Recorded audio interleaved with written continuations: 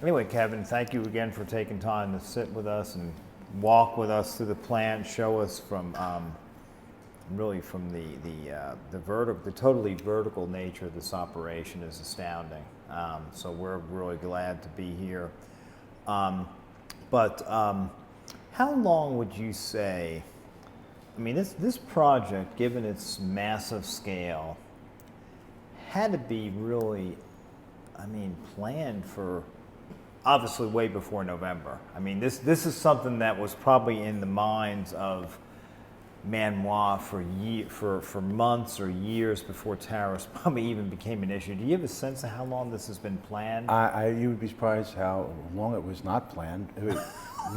Manoir needed capacity for the export market. Yes, So we were running, they have 20 million square feet in China, but we needed more capacity. Yeah. So they looked in China, they looked in the United States, and they decided to look in Vietnam also. Yeah. Mr. Wang met with the owner of this factory, and that same day bought the factory. He visited the factory, Wow. Gave him probably more money than he deserved for the factory, and bought the factory. We moved into the factory. He put his deposit down, Yeah. paid for the factory within 3 weeks, and we moved in 3 weeks after. The day he moved in, he decided to expand the factory, which is always his intent, was it wasn't big enough for his intentions. Tariffs at that point were not Wasn't an issue.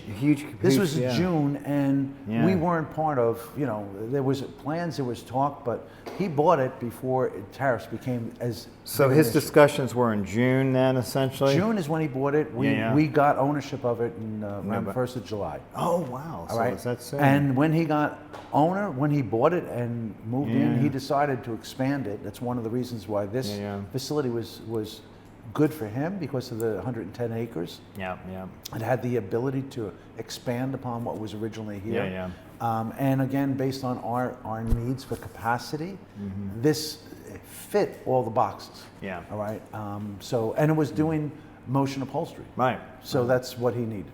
So the timing, though, given what happened over the summer months, was very fortuitous. It was very almost, just the right time at the right place. It right? was the right time, it was the right place, and Yeah. he had the capital means to make a commitment to more than double the size of the facility, and invested a tremendous amount of money to get it done quickly. Yes. So broke ground in November, and here, August 1st, he has the ability to move into a brand new facility that more than doubles the size of the original campus. Yes, and it's clear that from when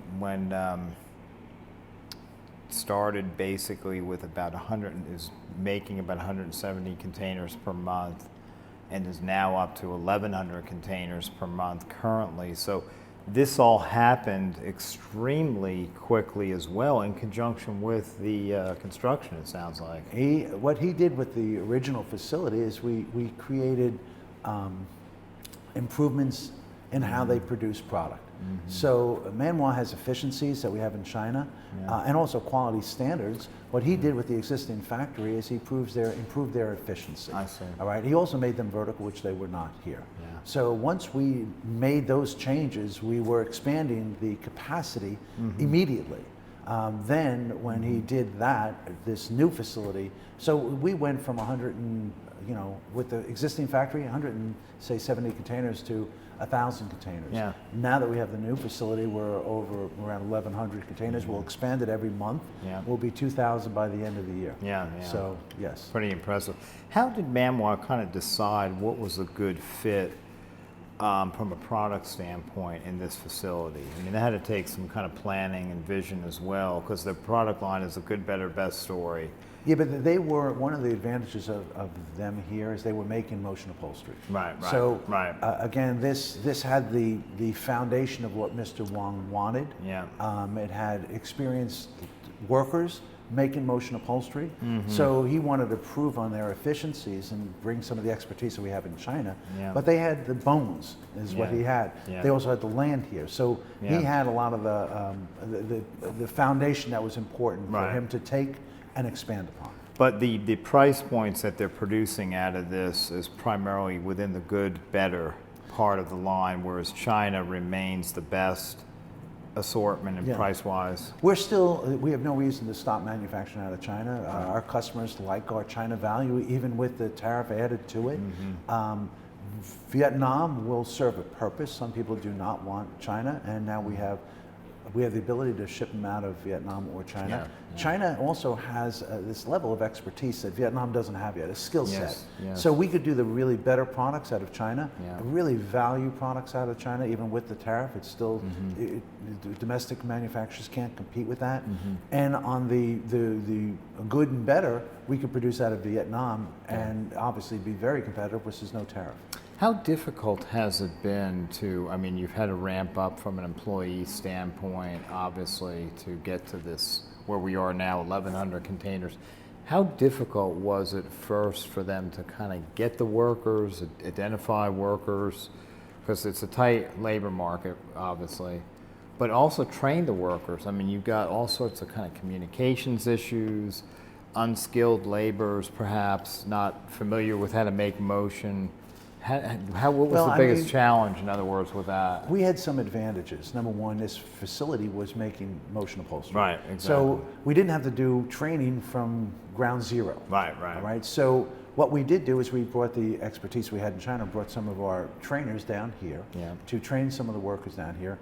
Acquiring new employees, that was always been an obstacle, but what our owners have done is they've gone into the community and they've contributed to the community. We've given local bicycles to local schools. We've given scholarships to schools. So we've become a community involved, and that has attracted employees to us. Wow. We also treat the employees better. We pay them better than most factories. We're not looking for an employee that's going to leave. We want long-term commitments from our employees. So our owners have made a commitment to treat our employees, these employees that work here, better than they could be treated at other factories. That will create retention with our employees, and it will also attract additional employees, which will grow from 3,000 to 8,000 within a year. Yeah, wow, that's amazing. So the pay is obviously a big incentive, and so the pay is extremely competitive compared to, are you talking about mostly like industry standards, or what the prevailing wages around this region here, around this province? It's around this province. You know, we'll pay a premium for workers, but if we get the efficiency out of the workers, it's worth it for us to make sure that they're rewarded for their work and they stay here. So we want workers that commit to us. We want to attract new workers. We want workers that want to learn how to do things better, and we'll teach them that. And then we want to reward them. So we believe we'll continue with our retention, which we've been able to do here, and attract new employees. Yeah. Has the communications been a challenge? Obviously, there was a base of workers here trained and skilled in motion upholstery.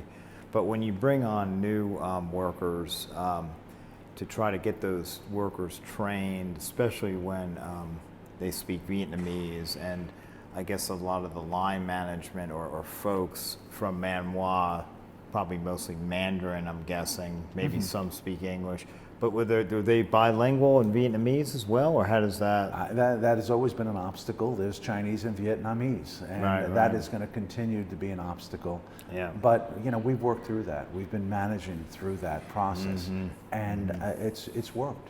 So it sounds like Manoir has made efforts to really align itself with the community, contributing to the community, being part of the community, attracting workers that way. But we keep hearing that there's always been this kind of cultural clash between Chinese and Vietnamese. Has that been an issue at all that you've heard or are aware of? I'll go back to our owners have made a major commitment to the community. Yeah. And the people around here respect that. Yeah. And again, if he's giving money to schools and scholarships to children and bicycles, you know, to schools. So, and he's going to continue with that effort. And he's been acknowledged by the local government here. They've given him plaques. So if we work with the government and we work with the community and we work with the people, it's not, the obstacle is going to be the obstacle. The language barrier is going to be that. But at the end of the day, we're going to reward our employees and we're going to treat them better. And this company will give to the community the best we can. And we believe that will continue to attract talent. One of the things we also hear in about in Vietnam, or we've heard about in recent months, has been just pressure on lead times. You know, with competition for workers, some factories have been losing workers, having to train new workers, bring new workers in. And that sort of thing always has a negative effect on lead times. Have your lead times, what have your lead times been like? Have you noticed any change or challenge with lead times here? Now, our biggest challenge that we had was our inability to produce and stage goods for shipping because we just didn't have the space. No, we haven't had those obstacles. Maybe when we expand to 3,000 containers a month, it will be that will be an issue. But again, we'll when that challenge arises, we'll do the best we can to overcome it. Do you know what lead times are currently for that they're? I do not. Okay, that's fine.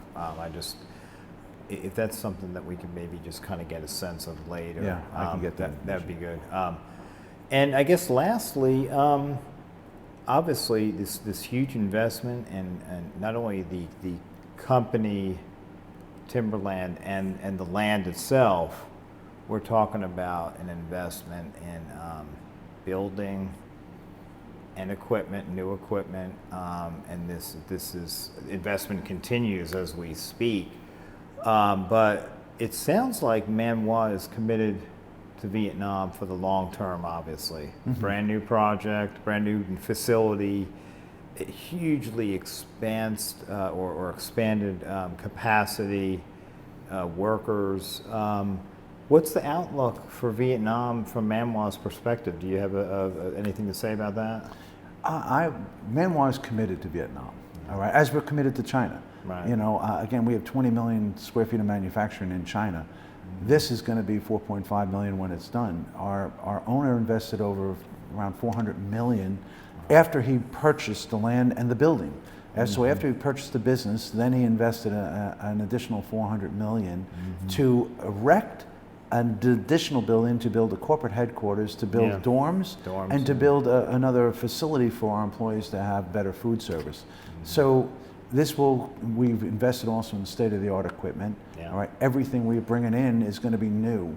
All right, every line that we have is going to have new sewing machines, new cutting machines, new stretching machines. You've seen our zipper machines. You've seen our foam cutting machines.